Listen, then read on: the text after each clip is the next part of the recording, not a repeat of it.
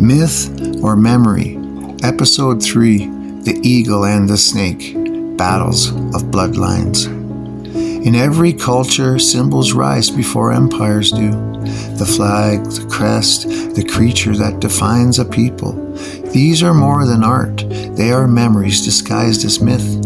Among the oldest and most persistent symbols are two forces locked in eternal struggle, the eagle and the snake.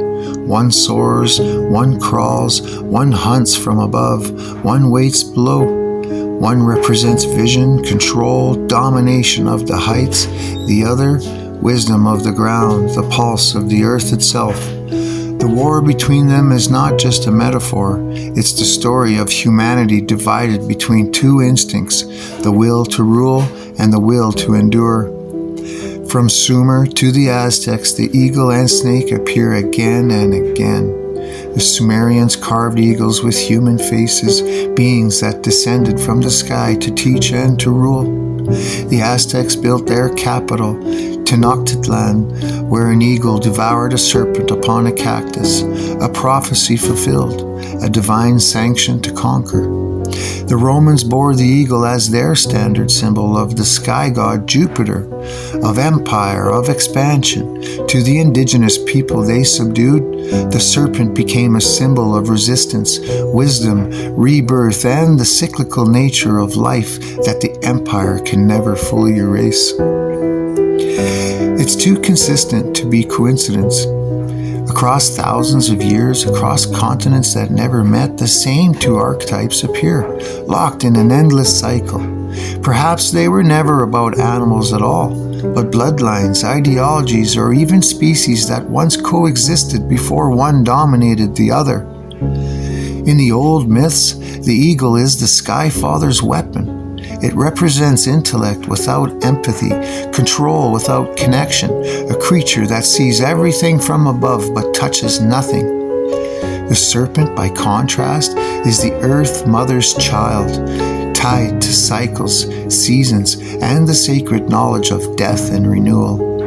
One represents technological ascendancy, the other organic wisdom. Together they create balance until one decides it deserves the world alone. When the eagle wins, civilizations rise, orderly, mechanical, brilliant, and cold.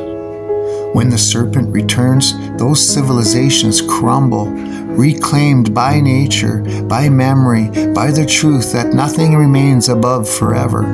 The pattern is older than writing, carved into the bones of every empire.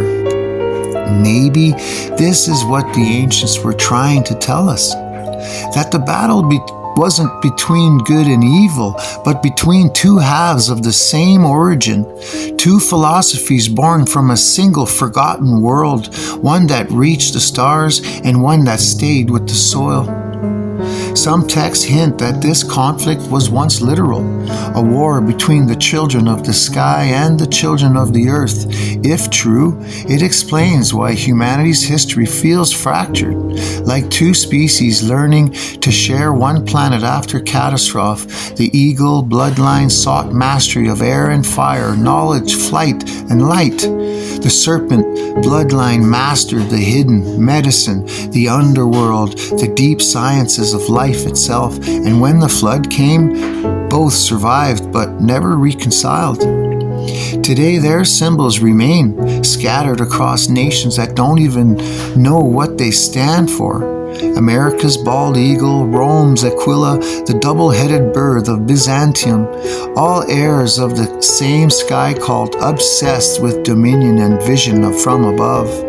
Yet even here, the serpent waits in the medical caduceus, in the Ouroboros that devours itself, in the DNA that spirals like a coiled dragon within every living cell.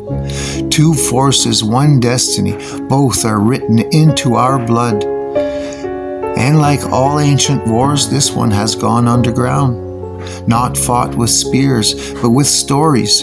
The eagle controls narrative, technology, and hierarchy. The serpent survives through memory, intuition, and resistance. The eagle wants you to look up, to believe salvation comes from the sky, from authority. The The serpent wants you to look inwards, to remember that power begins below, within.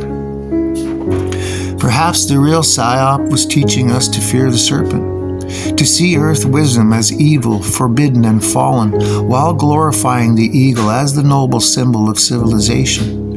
The reversal is ancient propaganda. When you vilify the grounded and sanctify the detached, you build societies that fly high and fall harder.